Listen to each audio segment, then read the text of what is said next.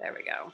Alrighty, so I won't start that over again. But our breathing muscles are our core muscles. So if we are not breathing whilst doing core poses, we're not doing core poses, okay?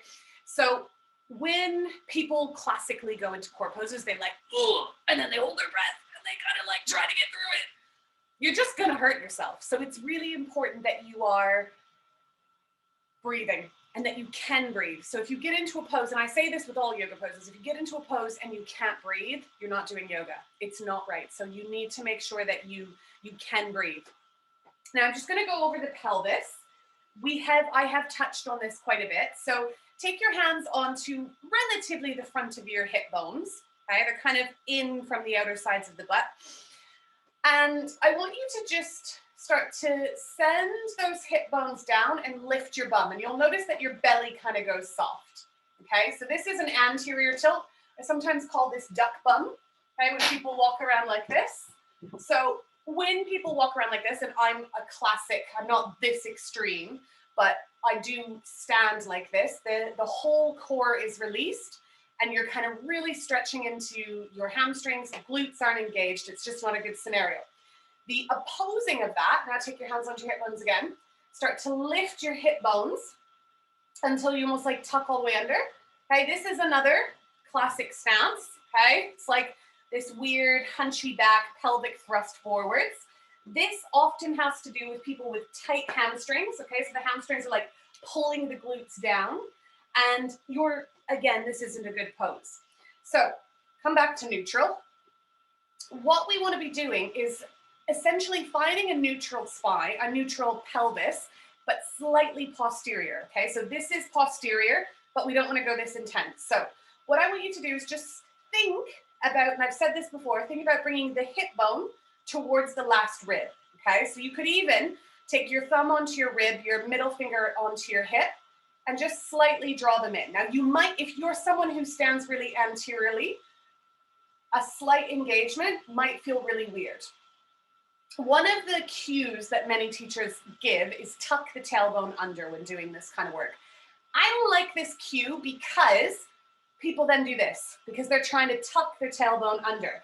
This isn't what we're doing, okay? Think about instead bringing your hip and your rib slightly towards each other.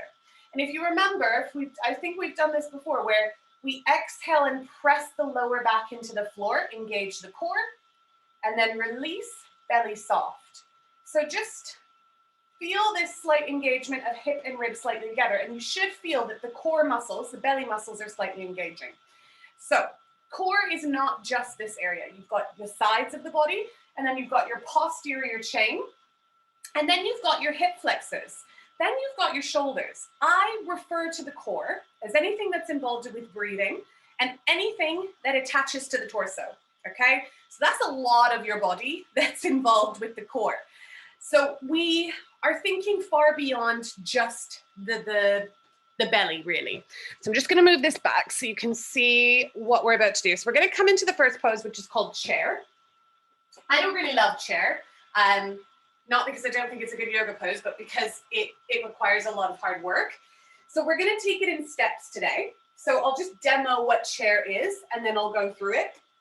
So you come, arms up, and you sit back into an imaginary chair.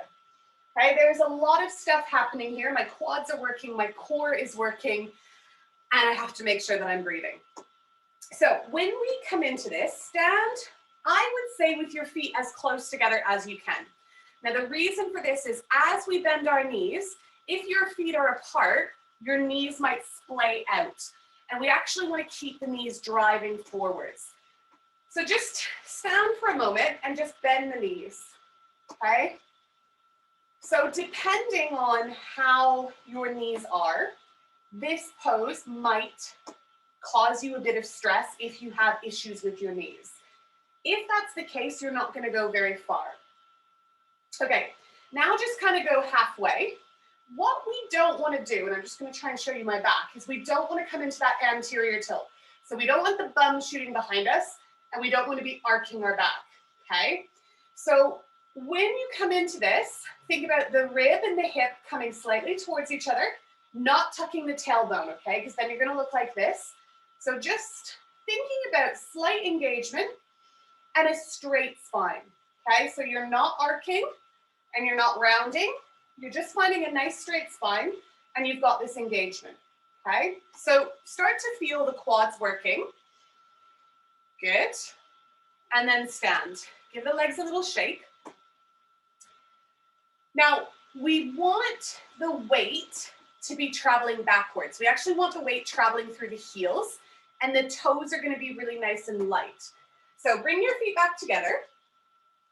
Bend the knees maybe halfway. Then slightly shift your weight back and lift your toes. Okay, this is just going to help with the architecture. If we're taking the knees too far forwards, this is going to stress the knees and we're going to be quite off balance. So we want to shift that weight backwards so that our hips are kind of stacking over our heels. Then we want to make sure that we're not just dumping the belly forwards. Draw the hip and the ribs slightly together. Good. Keep the toes lifted. We're going to hold for 10, 9, 8, 7, 6, 5, 4, 3, 2, 1. Press into the heels, rise up, shake out the legs. You're going to feel this in the quads. Okay. You might already be feeling it in the core. You also might be feeling it in the booty. All right. So the legs are together. The weight is traveling back. You're making sure that you're not arcing the spine. You're drawing the hips slightly together. And then we incorporate the arms. Arms, easy-ish option. Okay. There's a few options with chair. So arms can go straight up or arms can come in front. We'll do straight up first. So bring the toes together, bring the legs together, start to sit back again. We won't come super low. When I say chair pose in a class, I'm generally telling people to come about that low. So just a nice bend. Take the weight back so the weight's in the heels, toes are soft. Make sure that you're not arcing, slight engagement, and then bring the arms up. Turn the palms to face up, thumbs away from you. They don't have to be straight up to the sky. I'd say kind of slightly forwards. Now look forwards and slightly up on an angle. Think about broadening across those collarbones. Make sure you're breathing. Hold for another 5, 4, 3, 2. Press into the heels, squeeze the butt to rise up. Shake out the legs. Whatever you need to do. Good, okay. So, awkward pose, this is sometimes referred to as, is where the arms come forwards in a parallel position. And this is going to require your core to work more. So toes together. Start to sit the weight into the heels. If you want to sit lower, guys, go for it. Starting to find that chair pose, make sure that the belly's slightly engaged. And then this time we're going to bring those hands forwards. Okay, so arms parallel to the floor. Breathe. Still thinking about broadening those collarbones. Good. If you're sitting lower, just make sure you're not getting pins and needle pains in the knees. Hold for another 5, 4, 3, 2, 1. Press through the heels, squeeze the butt, rise up. Good, and just shake it out. Nice. Okay, so this is essentially chair. Okay, chair pose is a really fun pose that you can do lots of transitions from.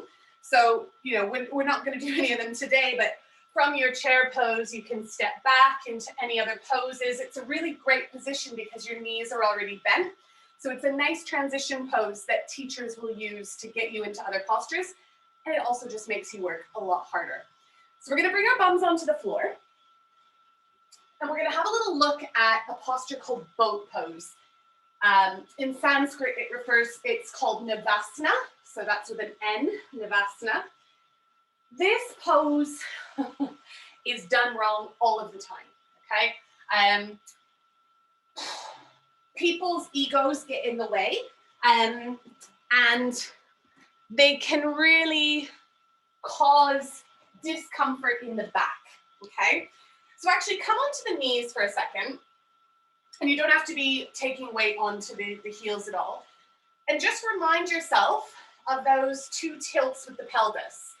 Okay, so you've got posterior where the hips and the ribs are coming towards each other, and then you've got anterior where the belly's totally released. Now, if you think about a boat, okay, the bottom of the boat is rounded. So what happens in boat poses, people come into this anterior tilt, their whole lower back takes the weight, no engagement in the belly. So what I want you to think about is rounding the boat. So this back bit is going to round and sucking your belly button in towards your spine, okay? So come back onto the button. So boat pose, I'll just show you first. There are a few options. Option 1 is toes just off the mat. Option 2, toes off the floor. Option 3, hands release the knees. Option 4, legs are straight. This requires your hip flexor to be strong, your core to be strong, and you to be able to breathe. So come with your hands just under your knees, okay? Now, what I want you to think about is drawing your hip and your ribs slightly towards each other and drawing your navel into your spine, okay? Then from here, just think about broadening across the collarbones, and then think about your sternum going on an angle up, okay? So slight round in the lower back, shoulders are wide, sternum coming up. A way to help get the shoulders wide is instead of dropping the elbows, lifting the elbows. Good, okay. Now from here, you're gonna suck your thigh towards your belly and your belly towards your thigh until you can get your toes to lift. Okay, so as elbows drop, get them back up. Once you're in this position, look up and on an angle. Not crazy up to the ceiling, but just a natural kind of angle up. Keep slightly rounded in that lower back. As soon as you start to let that go, you're gonna get pulling in that lower back. Now, if you're already getting pulling in the lower back, drop the feet, round your back. Otherwise, if you're still in this position, stay for another 5, 4, keep rounding that lower back, 3, 2, 1. Feet come down, wrap the arms, inhale, lengthen, really straighten the spine, and then exhale, just round. Ooh.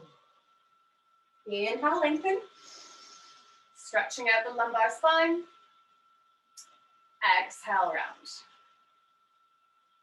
Good. So if that was really challenging for you, you can cheat and take your toes onto a block.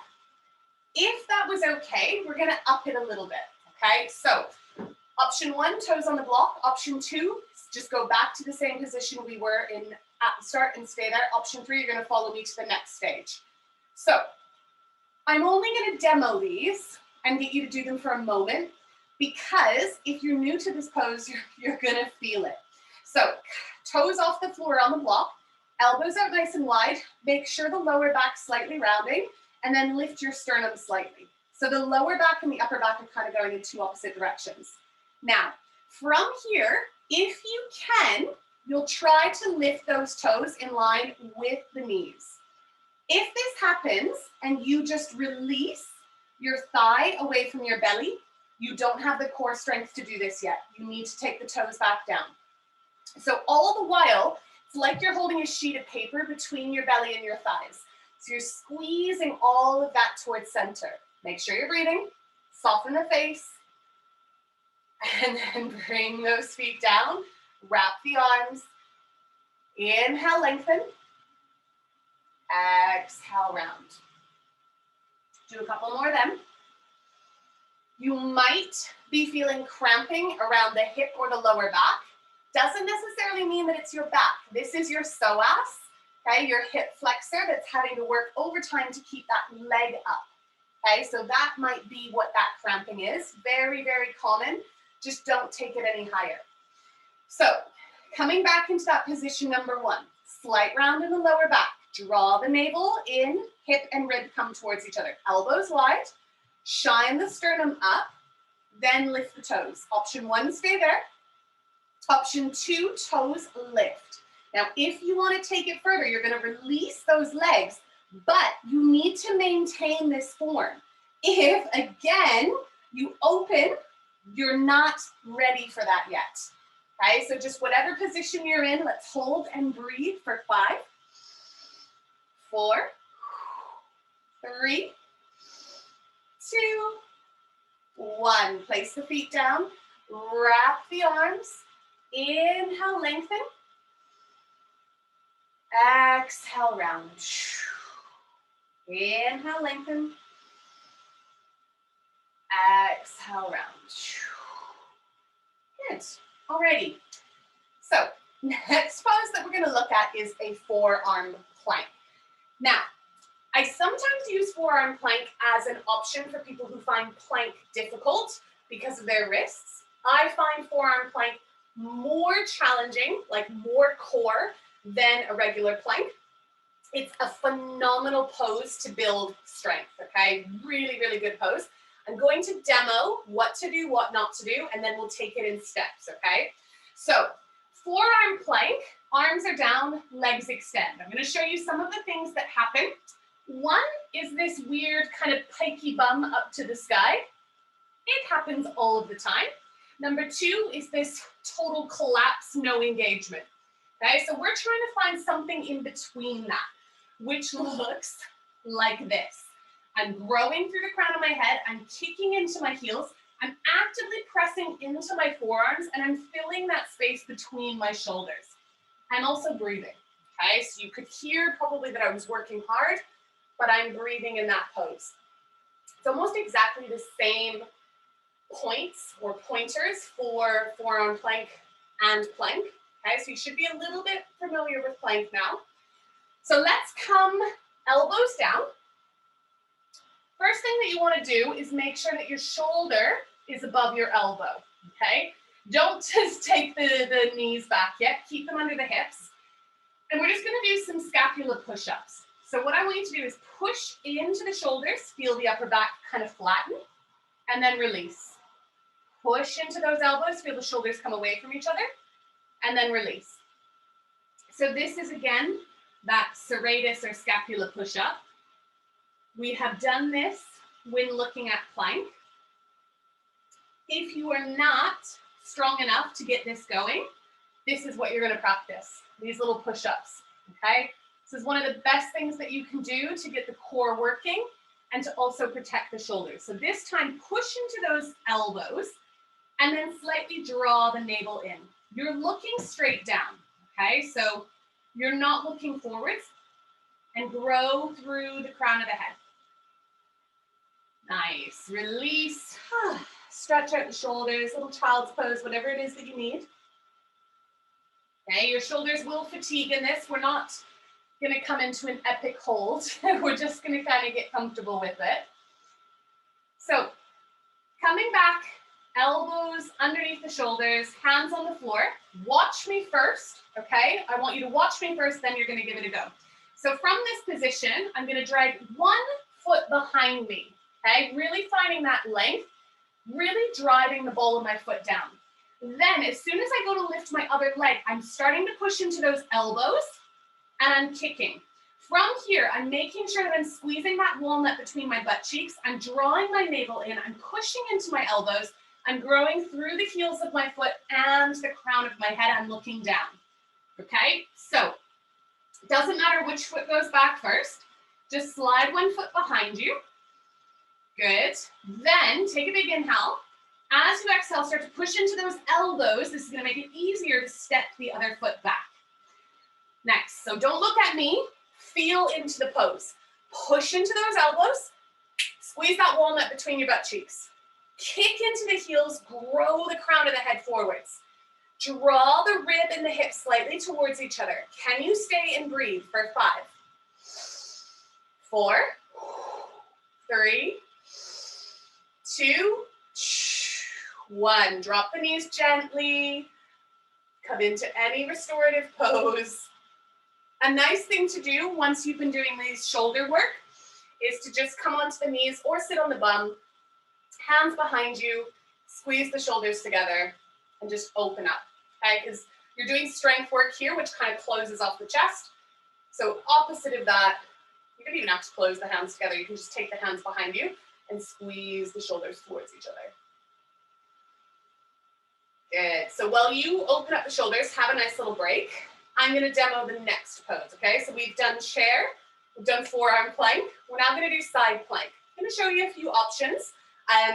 of ways that you can do side plank, and then we'll go over how to do this. So you're going to go on your side. What's important here is that bottom hand actually isn't going to go directly under the shoulder. And I'll show you why. So if I take that hand directly, that's pretty directly under my shoulder. As I step my feet back, my shoulder is actually going to project forwards, and I'm going to hurt my wrist. I'm going to planche my wrist, which means that it's almost like hyperextending. Doesn't feel nice. So when you go to come into this, you actually take your hand a little bit forwards, okay? Now, option one, and actually you can all come into this with me, is you're gonna, let's do the right side first. So right hand on the mat. Keep your right knee down. Your back toe can be tucked or untucked. And then send your left leg along the mat. Outside edge of the foot, pushing into the floor. Now actively push into that hand. Okay, feel like you're sucking your arm bone into your shoulder, and then start to open your chest to the side and bring your left hand up to the sky. Now reach your ring finger and middle finger up, push the floor away, and I want you to feel that you're sucking your right rib cage away from the mat. Okay, so you're sucking that right rib cage away from the mat. You can look up to your hand if you want, or you can just let the neck be soft. Press into the outside edge of that back foot. Good. Okay, let's take the other side. So just bring left hand straight down. Bring left knee down. Take that right foot behind you. Again, you want this hand to be slightly forwards of the shoulder. Start to push into that hand, engaging the whole rotator cuff. Turn the chest. Lift that hand. Again, if you can, look up to the hand. Reach through ring finger and middle finger. And suck your left side waist away from the mat. So it's like you're lifting your right rib cage up to the sky.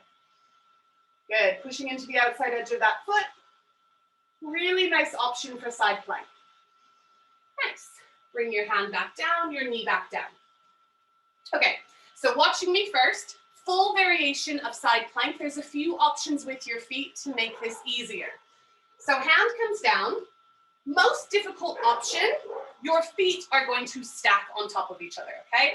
I'm gonna then lift my side waist and my hips away from the mat, hand comes up to the sky. Less difficult option, my top foot comes in front, okay? And then if I'm just like, no way, Jose, this is too intense, I just drop my knee and come back into the variation that we were just in, okay? So let's start. We'll do it as a transition because it's quite easy. So come into plank, take your feet a little bit wider than hips distance, okay? So feet a little bit wider than hips distance. Walk your right hand a touch forwards, and then turn the toes to the left. And then your hips are gonna face left as well. Then if you can, you're gonna lift your left hand off the mat. Okay, hold for 3, pull the hips away from the mat for 2, and 1. Bring your left hand down, come back onto the toes, and see if you can turn the toes to the right and take it on the other side. Okay, again, if it's too intense, just drop that bottom knee, pull the rib cage away from the floor, lift, lift, lift, lift, lift. Good, then bring the hand and the knee down, woo! Sit into a little child's pose. Give those shoulders a little break.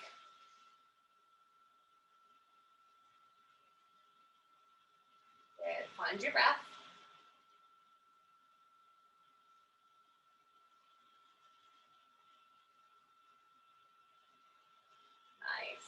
So I'm gonna show you how to come into the more challenging version of side plank with the feet stacked. Have fun with it, give it a go. If it doesn't work, it doesn't work, but at least then you know the transition to get you there. So you're gonna come back into plank.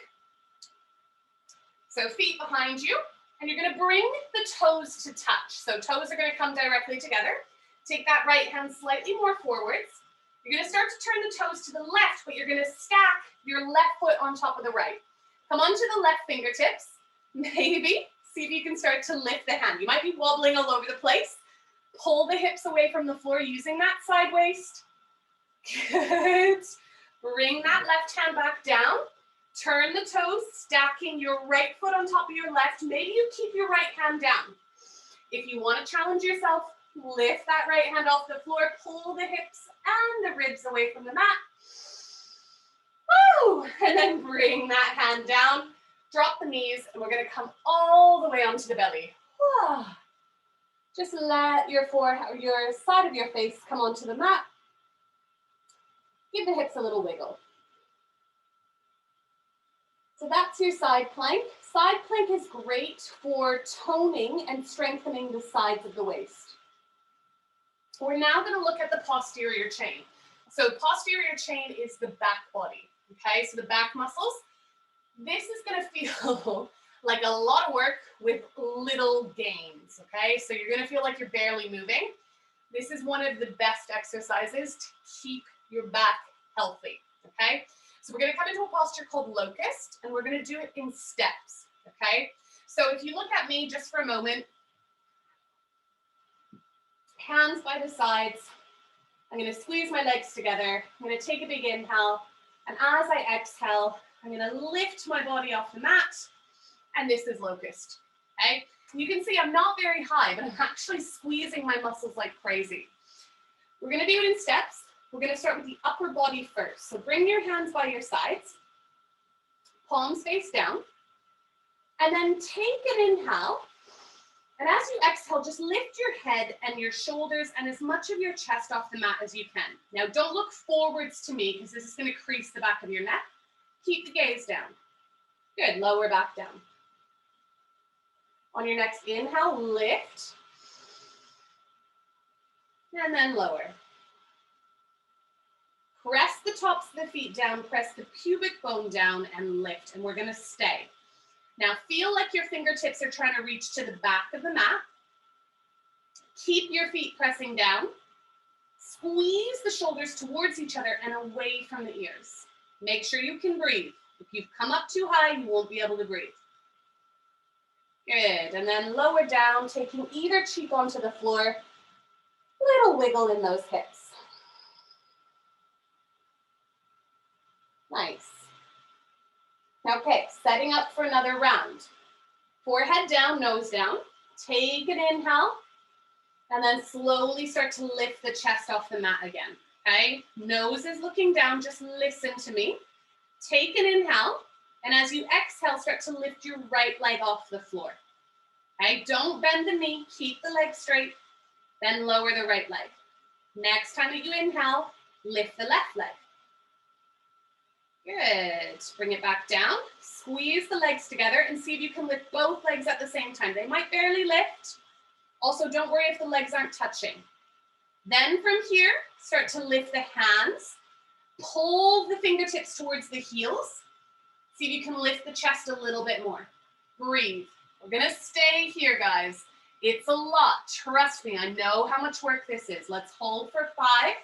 Make sure you're breathing. Every time you exhale, you're squeezing to try to lift higher for 4. Every time you exhale, you're squeezing to try to lift higher for 3. Squeeze for 2. And 1. Whoa. Lower down. Release. Just letting the body relax. Okay. So we're going to do one more posterior lift. This time, this is going to be a real shoulder opener. So if you can, interlace the hands behind the back, semi-straighten the arms and lift the hands off the bum, then you can do this. If you feel like you're totally locked up and your hands are never going to come off your butt, grab a strap, grab a sock, doesn't matter. Take it between the hands, and then you'll get a lot more height with those arms because you're going to have more space with the shoulders. So either interlacing the fingers and resting the hands on the butt, or taking a strap or a sock or whatever you've got between the hands. Now, we're going to press the tops of the feet down. The feet are not going to lift. Take the nose down. Big inhale. This time as you exhale, start to squeeze the shoulders together and lift the hands away from the bum. And the next time that you inhale, you're going to start to lift the chest off the mat. Okay? So what I want you to imagine is that you're trying to lift your hands as high away from the bum as you can, and that you're trying to send your knuckles towards your heels. actively press the tops of the feet down. Every time you exhale, lift a little higher. Do not look forwards. Do not look at your screen. Look down. Whee! And then release. Just let your hands kind of rest. And the last round that we're going to do, we're going to use the legs as well. Sometimes when people lift the legs, it pinches in the lower back. So if that happens for you, just keep your feet down. So looking down towards the mat, holding on to either the hands or that soccer strap. We're going to start with the feet down. So press the feet down, take a big inhale, start to lift your hands away from your bum, then start to lift the chest off the mat. Good. Then from here, squeeze the legs towards each other and see if you can start to lift the legs.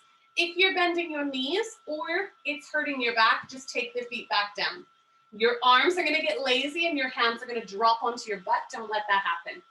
Keep lifting the hands away from the bum. Staying here for 5. Make sure you're breathing. Every time you exhale, squeeze for 4, 3, 2, and 1. Let your hands go. Take your hands underneath your head, bending the elbows, and just take a gentle rock from side to side on the hips. Eventually pressing the hands into the mat and just push yourself back into a child's pose. So knees nice and wide, butt sits back, maybe head on top of those hands.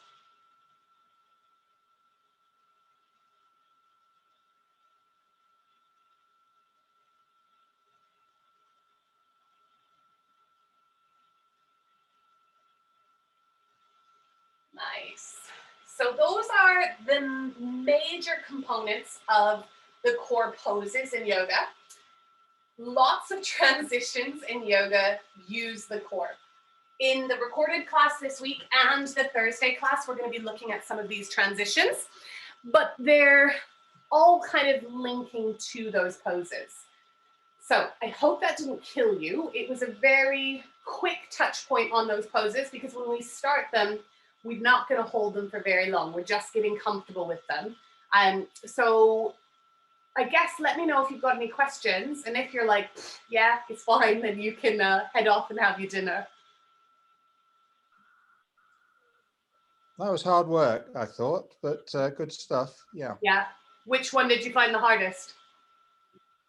I think it was the ones, I can't remember the name, but when you're on your stomach and having your arms behind you and trying to lift the legs and the neck simultaneously. Killer, isn't it? You just feel like you've got no gas in the tank. You're like, whoa. But it's right. Really, it's good. How'd you get on, Pete? Oh, you're on mute.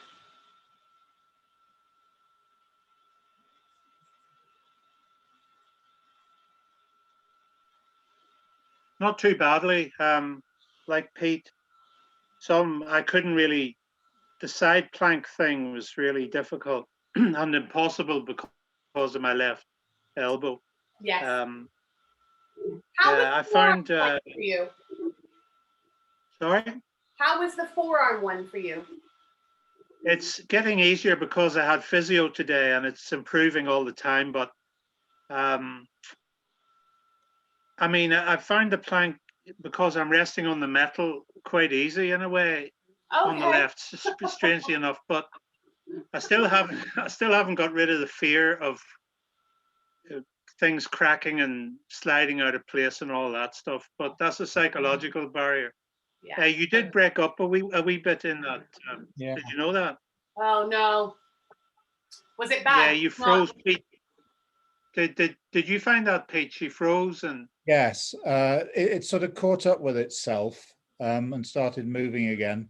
But there were sort of gaps of a minute or two where we couldn't really follow. Yeah. We'll have to call them again tomorrow. I don't know what's going on because we've just paid for like super high speed internet. It shouldn't be doing this. Oh, I have no idea. People using so many devices. Yeah. in any one area, and that just messes it up. Yeah.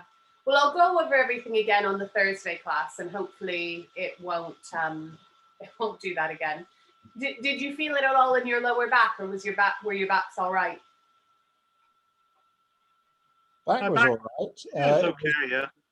It was leg muscles more than anything else that I felt. Yeah. My knees, I wish I could just go right down like I used to be able to do, but it's so difficult, Yeah. Don't just go to a point where you're like, yep, I can feel it working, but Yeah. you're not gonna hate yourself the next day for pushing it too hard. No, just hate you. Yeah, that's fine. You can hate me. That's fine. I'm used to it. Alrighty. Well, enjoy your night, and I'll see you on Lovely. Thursday. Thank you. Cheers. Yeah. Thanks. See you, Pete. Bye-bye, Pete. Oh, hoods.